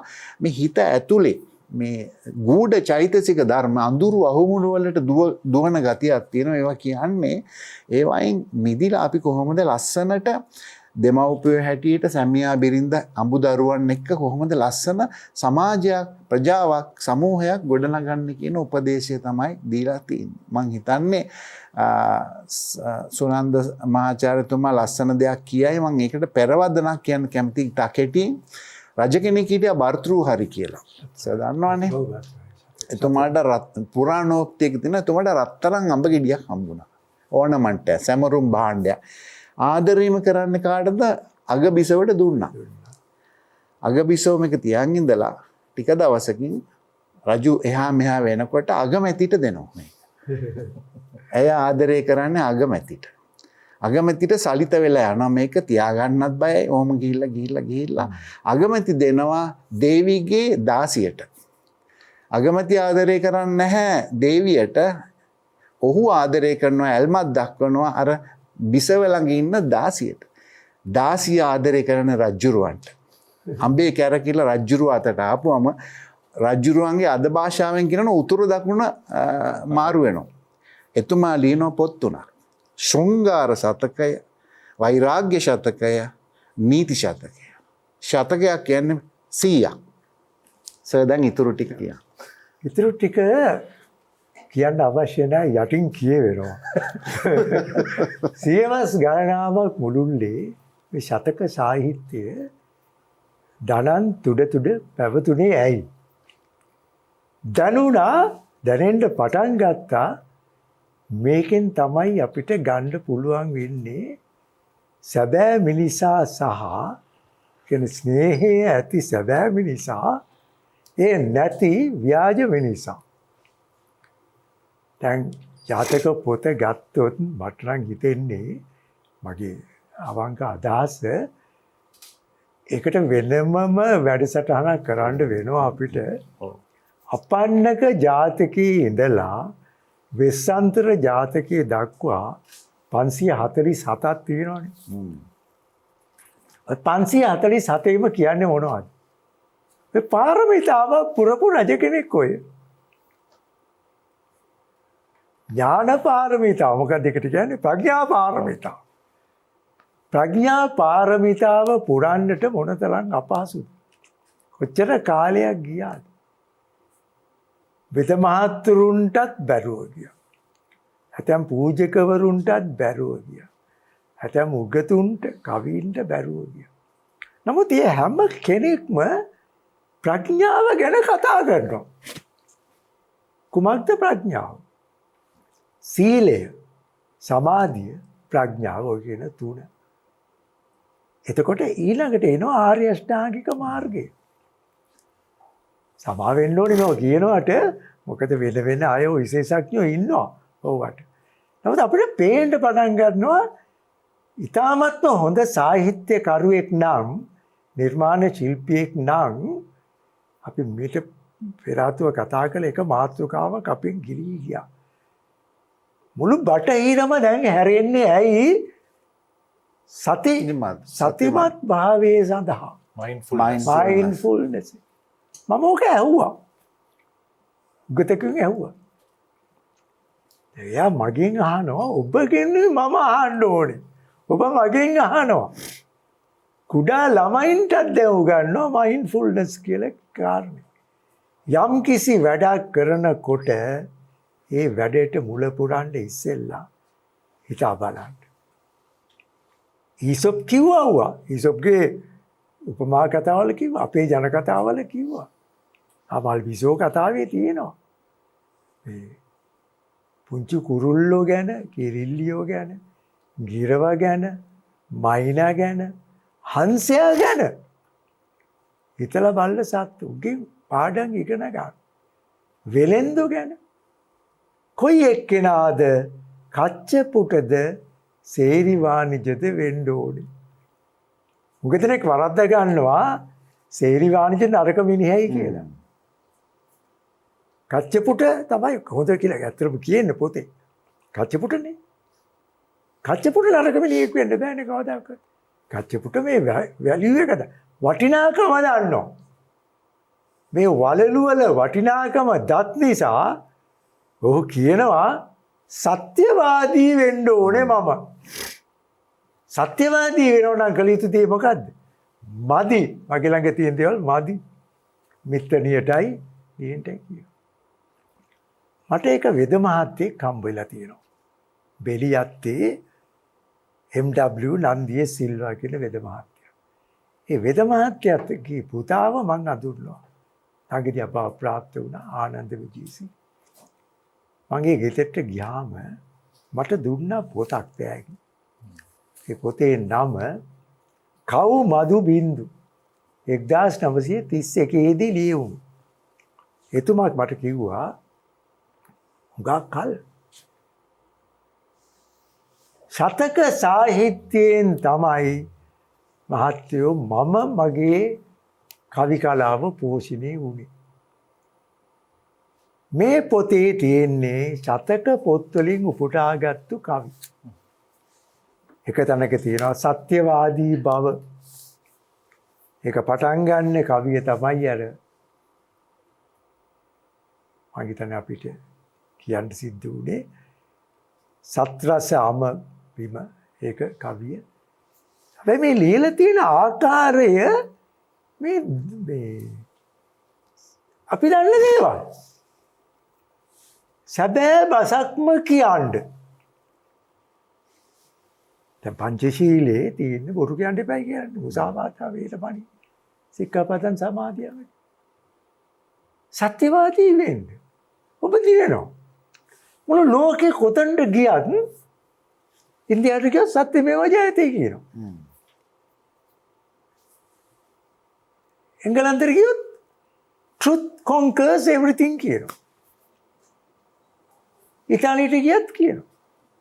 මේ සත්‍යවාදී බව කොච්චර අමාරුද රැක ගන්න. දැන් නීතිඥ මහත්තුරුන්ට සත්‍යවාදී වෙන්න පුළුවන්ද කියලා විතක ප්‍රශ්නයක් තියෙනවා. වෙළඳාමට නියැලෙන සිටින කෙනාට සත්‍යවාදී වෙන්නට පුළුවන්ද කියලා ප්‍රශ්නයක් තියෙනවා.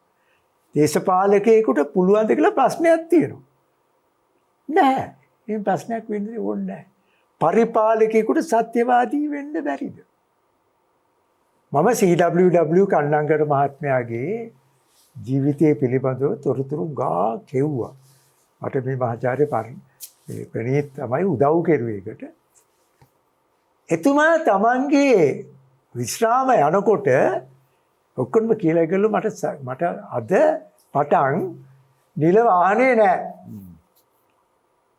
මම සැබෑ මිනිසෙක් නම් මම නිල වාහනේ යන්න බෑ මට. නිල නිවාසේ ඉන්න බෑ. මම දාලා යන්න ඕන. බස් එකේ නගින්න ගියාම අධිකාර මහත්තයා දුවගෙන එලා කිව්වලු එහෙම යන්න බෑ සර් මම ඇරලා වන්නම්. සත්‍යවාදී ජයගත්තා. නමුත් ඒ සත්‍යවාදී මරන්න පුළුවන්. දැන් මේක අපිට ක්‍රියාවෙන් පෙන්නපු අය ලෝකේ ඉන්නවා. ඒ නිසා මම හිතන්නේ ගුරු උපදේශ සැබෑ මිනිස්සු ළඟ තියෙනකොට ඒක ළඟ චර්යාවෙන්ම පෙන්නනවා. අනිකාරික ධර්මපාලතුමා මම හිතන්නේ මගේ කල්පනාව තොරතුරු සැබෑ නම් බිය වෙලා නැහැ ජීවිතේට. බියෙන් තොර ජීවිතයක් ගත කරලා තියෙනවා. අවුරුදු ගණනාවක් සටනක් කෙරුවා. සැබෑ මිනිස්සෙක්. ඒ සැබෑ මිනිසයාගේ සත්‍යවාදී භාවය අපිට වටහා ගන්නට සිද්ධ වෙනවා. දැන් ව්‍යාජ සත්‍යවාදී භාවයකුත් ඔය ඇසේ තියෙනවා. ඒක හරියට අර ජාතක පොතේ ඇතම් කතා තියෙනවා. බක ජාතකයේ ගත්තොත් කොකෙක් එනවා. මාළුන්ව මත්ස්‍යයන්ව ගලවා ගන්නට. කකුලුව බලාගෙන ඉන්නවා මොකද වෙන්නේ කියලා. ගිය අය එන්නේ නැහැ. නැවත එන්නේ නැහැ. කොහෙද යනවා? කකුලුවත් මොකද කෙරුවේ? බක ජාතකයේ හරි බහුබානී කියලා තව ජාතකයක් තියෙනවා. මත්ස්‍යයන්ව අර සත්තුන්ගේ ජීවිත අරන් තියෙන්නේ. ඒ හැම දෙයකම පෙන්නන එක යටින් පෙන්නනවා. මොකද්ද කියන්නේ ළමයින්ට? සැබෑවට මුහුණ දෙන්න. එනම් සත්‍යවාදීත්වයට මුහුණ දෙන්න. මම හිතන්නේ මගේ වැටහීම නම් ඔබ ජීවිතේ ගත කරනකොට ඔබේ චර්යාවෙන්ම උපදේශය දීලා ඉවරයි. එතෙන්දී අපිට එන්න පුළුවන් නවීන වෘත්තාන්ත වේදයට. නවීන වෘත්තාන්ත වේදයකට උපදේශ සාහිත්‍ය බලපාලා තියෙනවා. ක්‍රිස්මස් කැරොල් ලියපු චාල්ස් ඩිකන්ස් මහත්මයා සත්‍යවාදී තොරතුරු දැම්මේ. රුසියාවේ උපත ලබා මේ මහා ග්‍රන්ථයක් ලියපු යුද්ධය සහ සාමය ලියපු ලියෝ ටෝල්ස්ටෝයි සත්‍යවාදියෙක් දැක්කා. යුද්ධයේ බිහිසුණුකම කියා බෑවා. දොස්තවුස්කී ෆියදෝ දොස්තවුස්කී අපරාධය සහ දඬුවම ලිව්වා. යටින් කියවෙන්නේ උපදේශයක් නොවේද? පරම උපදේශයක්. මෙන්න මෙහෙමයි අපි අපේ ජීවිතේ ගත කළ යුත්තේ. ඒක හරියට අර ෂේක්ස්පියර් හැම්ලට් ලියලා හැම්ලට් ලවා කියවන වගන්ති වගේක් තියෙනවා. ඇසේ ලෝරන්ස් ඔලිවිය ඒ උපදේශය අපුට කියනවා. To be or not to be, that's the question. රැකෙම්ද බියෙම්ද මට ප්‍රශ්නයක්. රැකෙන්නේ කොහොමද? බියෙන්නේ කොහොමද? කරුණු දෙකක් තියෙනවා. බොහෝ මිනිසුන් ළඟ තියෙනවා ඩෙත් විශ් කියලා එකක්. මරනවා නම් ඊට වඩා හොඳයි. හැබැයි ඒක උලුප්පලා පෙන්නනවා නම් බොරුවට ඒක වැරදි උපදේශයක්. ලයිෆ් විශ් කියලා එකක් තියෙනවා. ජීවත් වන්නේ මෙහෙමයි.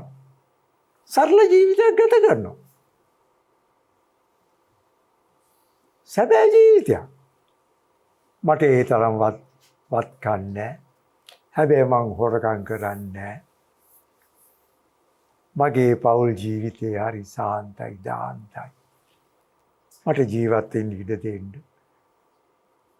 අනේ මහත්තුනි මම කියන දේ වටහා ගන්න කියලා කිව්වොත් අපේ හිත පහන් වෙනවා. අපිට දීලා තියෙන්නේ මොකක්ද එතකොට? දන්නේම නැතුව ව්‍යංගයෙන් අනියමාර්ථයෙන් අන්‍යාර්ථයෙන් උපදේශ.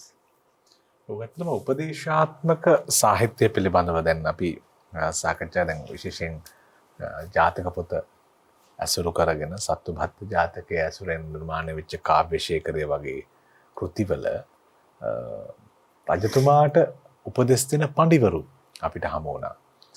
රටවැසියන් ත්‍රිවිධ රත්නයට නැඹුරු කරලා පාලකයන් කෙරෙහි නැමියාව ඇති කරගන්න ඕන ආකාරය, පින්පව් ඵල විපාක දෙන ආකාරය, එතකොට රාජ්‍ය පාලන ධර්ම ආදී කරුණු විග්‍රහ කරන ආකාරය, එතකොට අර දීග යන දියණියකට උපදෙස් ලබා දෙන බමුණු පඬිවරයෙක් නිරූපණය වෙලා අර පෙකණිය දක්වා සලු ඇඳ බොලට දක්වා නොපවතන සක්වා සිනා නොමසෙන් දසන් දක්වා කාව්‍යශේඛරේ නොකියා සිය හිමිට නැතුවද උතුරු සලුපොට ගමන් නික්මන් කොට නොයන් ඔබ වසන ගෙන් පිටතට මේ ආදී වූ කාව්‍ය නිර්මාණය වුණා. අපි එනවා විරාමයකට යන්න. විරාමයකට ගිහින් ඇවිත් ආයෙත් උපදේශ සාහිත්‍ය පිළිබඳව අපි කතා කරමු.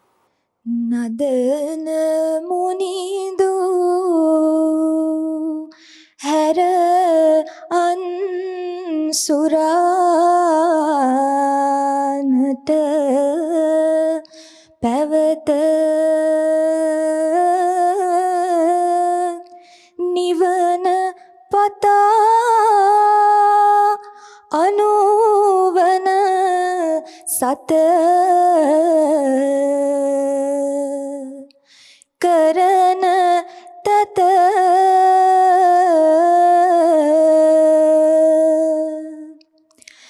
ලබන පිනිස තෙල් ලොබ වඩවමිනි සිත මඩින වෙන්න වැලි මලු ළම නිතෙලියන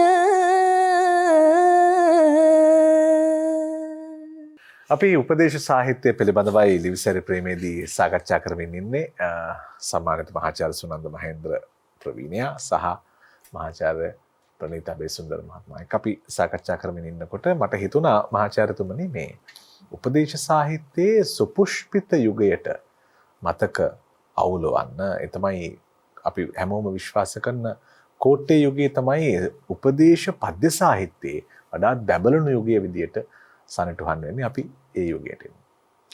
කෝට්ටේ යුගයේනේ ලියවෙන්නේ උපදේශ සාහිත්‍ය කෘතියක් හැටියට මඟ පෙන්වපු ලෝ වැඩ සංග්‍රහය. ඊදාගම මහඳුරන්ගේ මේ ගැන ඉංග්‍රීසි භාෂාවෙන් විශිෂ්ට ලේඛනයක් ඩේවිඩ් කළුපහන මහාචාර්යතුමා ලියලා තිබුණා. මට මතකයි. ඒ ආචාර්ය ආනන්ද ගුරුගේ ලියලා තියෙනවා. මේ සොත් නිතරම කතා කරන දෙයක්. එතකොට එය මේ පෙද විරිතෙන් නිර්මාණය වෙලා තියෙනවා. පෙද විරිත කියන්නේ පාදයකට මාත්‍රා 16යි 4න් 4ට නැවැත්මක් තියෙනවා යතියක්. ගායන විට හරි මිහිරි. ඒ මිහිරත් එක්ක කියලා දෙනවා. ජීවිතයේ ප්‍රාසංගිකත්වය කියලා දෙනවා. මොකද ජීවිතයට సౌందර්ය රසය අවශ්‍ය වෙනවා මේ ඉදිරියට යන්න. ඒ මිහිරියාව ලෝකේ දකින්න හැටි. හරිම සරලයි, හරිම රසවත් බසක්. ඒකත් එක්කම මතක් වෙනවා තව වැඩිපුර කතා කරයි මහාචාර්යතුමා සීතාවක යුගයට එනකොට අලගියවන්න මුඛවැටි තුමාගේ කාර්යභාරයේදී මුදුන් මල් කඩක් වගේ පිළිගන්න සුභාෂිත පොත. මේක ඇතුලේ තියෙන ශතකය. දැන් අපිට මේ අලුත් පරපුරේ ඉස්සර කාලේ රේඩියෝ එක අහනකොට ශතකයක් කිව්වම කියන්නේ ක්‍රිකට් ක්‍රීඩකේ බෝල මේ ගහනකොට 100ක් ගැහුවට පස්සේ ඔන්න ශතකයක් වාර්තා කරා කියලා ඒ ක්‍රිකට් විචාරකයෝ කියනවා. නමුත් මෙතනදී අර විශේෂයෙන්ම දෙපද කවි මේ තිරුකුරල් වල තියෙන මේ ඉංග්‍රීසියෙන් කියන්නේ කප්ලට්ස් කියලානේ. මේ ද්විපද පාද දෙකේ කවි ධම්මපදයේ තියෙන බොහෝ වෙලාවට මේ සුභාෂිතයට එනකොට 101ක් තියෙනවා පද්‍ය. ලෝවැඩ සංගරාවත් ඒ වගේ කෘතියක්. මං හිතන්නේ ඒවයි ආభాසය ලබාලා පසු කාලයක සිරිත් මල්දම සියබස් මතුර විවිධ පොතපත ලියවුණා. ඒකත් එක්ක මතක් කරන්න ඕනේ මහාචාර්යතුමාගේ නම කිව්වා ලෝකෝපකාරය කියලා පොත ෆ්‍රාන්ස් කල්ලේ හාමුදුරන්. ඉතින් අපි ඉදිරියට තව සාකච්ඡා දැන් ධර්මෝපදේශ සදූපදේශ සුභාෂිත කියන මේ උපදේශ සාහිත්‍ය කොටස් තුනක් යටතේ අපි සාමාන්‍යයෙන් සාකච්ඡා කරනවා. ඒ අතරේ දැන් සුභාෂිතය දැන් පද්‍ය 135ක විතර සමන්විත ලෝ වැඩ සංග්‍රහය ගැන මහාචාර්යතුමන් කිව්වා. අලගියවන්න කවියා මේ සුභාෂිත කාව්‍ය අපි උපදේශ කාව්‍යයේ මුදුන් මල් කඩ විදියට සලකනවා කියලා තුමන් කිව්වා. අපි එතනින් දැන් අලගියවන්න මුඛවේදී පඬිතුමා ලංකාවේ සාහිත්‍ය දරයන් අතර තරමක මතභේදයට පත්වෙච්ච කෙනෙක්. මොකද එතුමා බෞද්ධ ආගමික ලිපි ලේඛන ලියන අතර ඇතමුන්ගේ මතයක් තියෙනවා අන්‍ය ලබ්ධිකෙක් බවට පත් උනායි කියලා. එතකොට පඬිවරු අහනවා අපෙන් ප්‍රශ්නයක් පින්මද පුතුන් 100ක් ලදුවත් නෙසරු ගුණ නැන බුලෙන් යුතු පුතුබේ ඉතාගා කියලා හුම නෙක පුන් තැනින් නෙක තරු රැසින් බැබළුණත් මේ ලෝකේ එක පුන් සඳින් දුරුවේ ලොව ඝන අඳුරු එක පුන් සඳක් ඇති. අපේ ජීවිතවලට නෙක තරු රසක් නෙමෙයි ඕන කරන්නේ. එක පුන් සඳක්. එක හොඳ ගුරුවරයෙක් හිටියොත් අපිට උපදේශ දෙන එක හොඳ තාත්තා කෙනෙක් හිටියොත් එක හොඳ අම්මා කෙනෙක් හිටියොත්, එක හොඳ වෙද මහත්තයෙක් හිටියොත්, එක හොඳ දොස්තර මහත්තයෙක් හිටියොත්, ඒ ඔක්කොම පැත්තකින් තියෙනවා. තාමත්ම හොඳ මුදු මොලොක් වදන් භාවිතේ ඇති සත්පුරුෂ කල්යාණ මිත්‍රයෝ ටික දෙනෙක් හිටියොත්. මම නිතරම මගේ සිසු දරුවන්ට කියනවා ඕගොල්ලෝ මුදු මොලොක් වචන පාවිච්චි කරන්නේ නැත්තේ ඇයි? මට ඇහිලා තියෙනවා හරි කර්කස වචන. විශ්වවිද්‍යාල ශිෂ්‍යයෝ ඒගලන්ට සමාජානුයෝජනේ වෙලා තියන්නේ වදන් භාවිතේ නරකයි. සුභාෂිතයේ උගන්වනවා යහපත් භාෂණය කියන්නේ කුමක්ද? හොඳ වචනයක් දෙකක් කතා කරන්න. එහෙම කතා කරන පුද්ගලයාගේ මුඛයෙන් සුවඳයි හමන්නේ. ඉසේ කතා නොකරන පුද්ගලයාට මధుරස්වරයක් නැහැ. එන්නේ දුර්ගන්ධි. ඒක අලිකියවන්න මුඛවිදුතුමා පරම්පරාගතවම කරපු දායාදය. ඒ වගේම හුඟක් මිනිස්සුන්ට වැරදි සිදුවීම් වෙනවා. අපි දෙනවද සමාව? නෑ නේද? ඇයි සමාව නොදෙන්නේ? සමාව දෙන්න පුළුවන් තැන්වලදීත් සමාව දෙන්නේ නැහැ. දඬුවම් කරනවා. මම හොඳටම දන්නවා ඇතැම් මිනිසුන් දඬුවම් විඳිනවා සමාව දෙන්න පුළුවන් තැන්වල. නිකන් හිර වෙලා ඉන්නවා. ගෙවල් ඇතුලේ හිර වෙලා ඉන්නවා. කන්තෝරු ඇතුලේ හිර වෙලා ඉන්නවා. හිර ගෙවල් වල හිර වෙලා ඉන්නවා. දඬු කඳන් වල හිර වෙලා ඉන්නවා. ජලයේ හිර වෙලා ඉන්නවා. නමුත් අපිට පුළුවන් ගලව ගන්න. ගලව ගන්නට උපදෙස් දෙන්න බරපතලම අවවාද අනුශාසනාකාරයෝ උනේ නැහැ. මුදු මොලොක් වචනෙන් ගලව ගන්න පුළුවන්. අතම් ප්‍රශ්න අහන්න පුළුවන්. හොඳ ගුරුවරයෙක් ඉන්නවා නම් ඒ ගුරුවරයා දරුවන් සමග මුදු මොලොක් වදනින් කතා කරන කෙනෙක්. ඉතාමත්ම හොඳ පුවත්පත් කරුවෙක් ඉන්නවා නම් ඒ පුවත්පත් කරුවාට පුළුවන් එක පුංචි කතුවැකියකින් මුදු මොලොක් කතුවැකියකින් සිත දිනා ගන්න.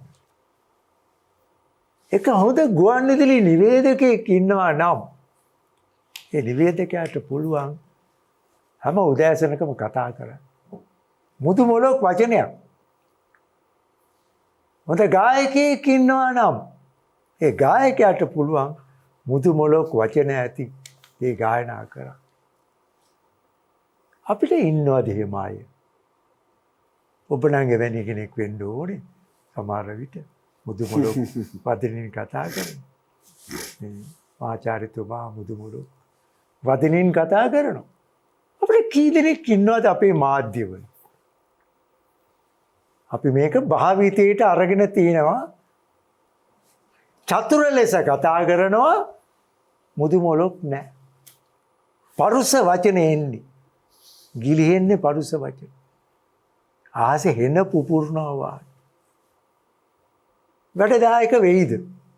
වැඩදායක සමාජයක් ගොඩනගන්න පුළුවන්. බෑ. කොතනින්ද අපි ඔක පටන් ගන්න? ගෙදරින්. ගෙදර අපි සරපරුෂ නම් අපේ තාත්තා සරපරුෂ නම් අම්මා සරපරුෂ නම් ගෙදරින් පිටත් වෙනකොට සරපරුෂ වචන කනේ ඇහිලා ඉපටක් තියෙනවා. ඉස්කෝලේට ගියාම ගුරුවරයා සරපරුෂ කෙනෙක් නම් දරුවන්ට දඬුවම් දෙනවා නම් විශ්වවිද්‍යාලවල තාමත් තියෙනවා මේ නවක වදේ. ඕනේද? මම අහලා තියෙන මේක ඕනේද? පුරුද්දට නේද මේ කරන්නේ? මේ දුක්ඛින්සාවක් නේද? අතමුන්ට මේක විඳින්න බැරුව මුළුමනින්ම ඉන්නේ අපෝ. මේ මුළු විශ්වවිද්‍යාලේ භූමිය අනකොල පා ගන්න නැහැ කියලා යනවා ගෙදර. අම්මලා තාත්තලාට පුදුමයි. කවුරුරි කෙනෙක් නැද්ද උපදේශකයෙක් ඇවිල්ලා හිමින් සීරුවේ කියලා දෙන්නට දරුවා මෙහෙන්න ඕක කරන්නම ඕනේද? ඕක නැතුවම බැරිද? ඕක අපි එක අවුරුද්දක් නතර කරලා බලමු. ඒක කියන ආචාර්යවරයෙක් ඉන්නවද නැද්ද කියන එක අපි දෙන්නකින් අහලා බැලුවොත් අපිට කිව්වේ. තාම හොයාගන්න බැරුව ගිහිල්ලා තියෙනවා. හරි දුර්ලභ වස්තුවක් මේ හොඳ ගුරුවරයා. මට වාසනාවට වාගේ පාසල් මට්ටමේදී විටක විශ්වවිද්‍යාල මට්ටමේදී ඇතැම් ගුරුවරු හම්බ වෙලා තියෙනවා. ඊතර රටවල් වලදීත් හොඳ ගුරුවරු හම්බ වෙලා තියෙනවා. මම එයාගෙන් ලබාගත්තු එක ආభాසයක් තමයි උපදේශකවරු ඒගොල්ලෝ. ඇත්තටම උපදේශකවරු. ගුරු උපදේශකවරු. හැබැයි මම දැකලා තියෙනවා ගුරු උපදේශ දෙන්නට යන උපදේශකයා රළු. අද කාලේ. මේක මම සාමාන්‍යකරණයටපත් කරන්න කැමති නෑ. හැතැම් විට අපිට මුණ ගැහෙනවා සර පරුස විදියට දෙන උපදේශ ටික දීලා යන්නේ මේ ආවේ මම රළුයි කතා කරන්න හැටි. මහජන සම්බන්ධතා කියලා විෂයක් තියෙනවා. මහජන සම්බන්ධතාව පන්තික උගන්වලා එන ගුරුවරේ මට හම්බ වුණා තමන්ගේ දරුවොත් එක්ක අරගලයක් ඇති කරගෙන. මං ගා මොකක්ද ඉගෙනපු විෂය කියලා. මහජන සම්බන්ධතා. ඔන්න මහිමි. හොවා දෙනු පරහට තමා සම්මතේ පීඨා සිට. ඊ타ත්ම ඉහළ වර්ගයේ ගුරුවරයෙක් වශයෙන් මම සලකනවා ඊ.ඩබ්ලිව් අධිකාර මහත්මයා.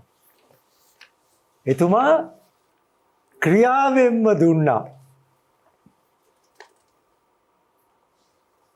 මම දවසක් එතුමාව මුණ ගැහෙන්න පාගුඩ ගෙදරට යනකොට මට අමතක වෙලා මගේ කටේ දුම් වැටියක් තිබුණා. දුම් වැටි පානය කරන කාලේ. ඒක දැක්ක අධිකාර මහත්තයා. මට ඇති වෙන හැඟීමක් අධිකාරම්තුමා මේක දැක්කොත් මට මොනවා කියයිද කියලා මම විසිකේ.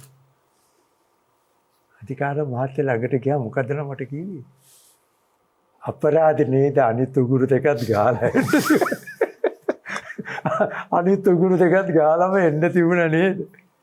මේ ළමයා මේ ඕකෙන් සතුටක් ලැබෙනවද? ඕක නැතුවම බැරිව වගේ නේද?